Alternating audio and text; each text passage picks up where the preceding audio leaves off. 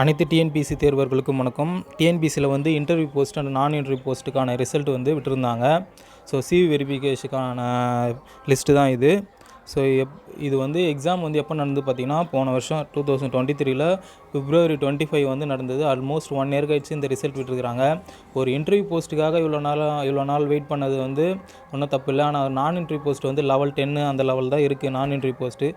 அதுக்காக இத்தனை நாள் வெயிட் பண்ணணுன்றதை டிஎன்பிஎஸ்சி தான் கன்சிடர் பண்ணணும். இவ்வளோ ஒரு ப்ராசஸுக்கு அப்புறம் ஒரு லெவல் 10 போகணுமா அப்படின்றது. ஏன்னா ப்ரிலிமினரி மெயின்ஸ் எழுதணும், அதுக்கப்புறம் இவ்வளோ நாள் வெயிட் பண்ண வேண்டியது இருக்குது.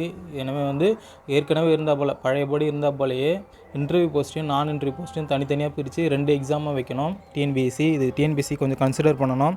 இதுதான் டிஎன்பிஎஸ்சி தேர்வுகளுக்கும் நல்லதாக இருக்கும். ஸோ வந்து இது ஒரு 50,000 பேர் எழுதியிருந்தாங்க இந்த மெயின்ஸை. ஸோ அதில் வந்து ஒரு 15,000 பீப்புளுக்கு தான் வந்து இந்த சிவி வெரிஃபிகேஷன் வந்து வந்திருக்குது.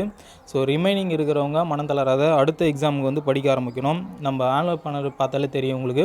அடுத்தடுத்து எக்ஸாம்ஸ் வந்துன்னு இருக்குது. ஃபாரஸ்ட் இருக்குது, ஃபாரஸ்ட் கார்டு இருக்குது, குரூப் 4 இருக்குது, குரூப் 2 இருக்குது. ஸோ வந்து அடுத்தடுத்து எக்ஸாம்ஸ் வந்துகிட்டே இருக்குது. ஸோ இதில் விட்டவங்க மனம் தளராமல் அடுத்த எக்ஸாமுக்கு படிக்க ஆரம்பிங்க. நம்ம ஜெயம் அகாடமியில் வந்து நம்மளுக்கு தமிழுக்கு வந்து ஃப்ரீயாக டெஸ்ட்டு கண்டக்ட் பண்ணிகிட்ருக்கோம்.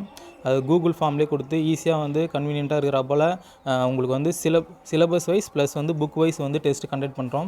டெய்லி டெஸ்ட் இருக்கும். டெய்லி 30 மார்க் டெஸ்ட் வைக்கிறோம். ஸோ வந்து தமிழை பற்றி ஒரி பண்ணிக்காமல் இருக்கிறதுக்கு நம்ம சேனலை வந்து நீங்கள் ஃபாலோ பண்ணி டெஸ்ட்டு கரெக்டாக போட்டு வந்தனால போதும். தமிழ் வந்து நல்ல மார்க் ஸ்கோர் பண்ணலாம். ஸோ யாரும் மனம் தளராதீங்க. அடுத்தடுத்து எக்ஸாமுக்கு படிங்க. Okay friends, thank you.